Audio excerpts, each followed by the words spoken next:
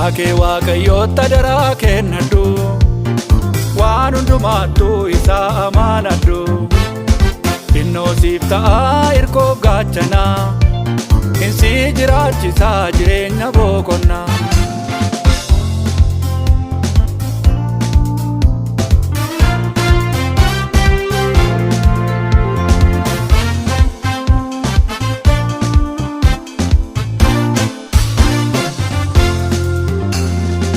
Isa abdaatu galateeffamaadha, maqaan gooftaa Yesuus gimbii jabaadha. Kan isa amanatu garaasaa hundumaanii, gooftaa simuuf jira ulfinaanii. Karaa kee Waaqayyootti adaraa kennadhu, waan hundumaattuu isaa amaanadhu.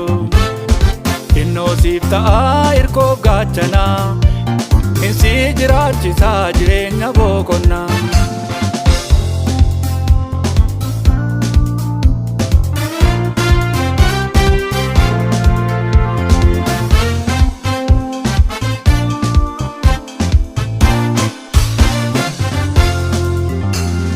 Gammachuu kee Waaqayyootti qabaadhu, amanachuu kee isa godhadhu.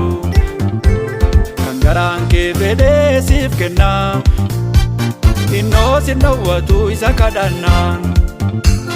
Karaa kee Waaqayyootti adaraa kennadhu, waan hundumaattuu isaa amaanadhu.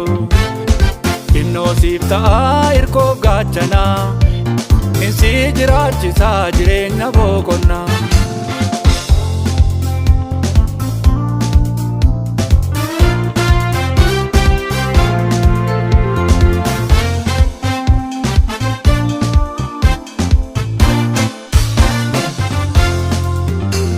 Wammataaf kadhataaf galataanii, gooftaa dura kaayii abdiidhaanii. Xinnoo sin dhowwatu amanamaadha, garaa hin jabaatu Waaqa arjaadha.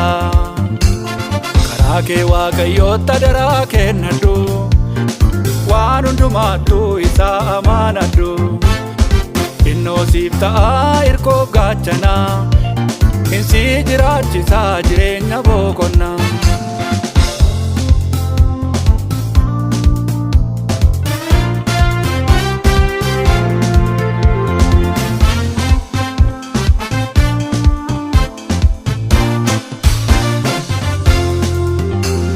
Rakkattee dhiphattee hin sodaatin, fannoon sitti ulfaatee hin raafamin.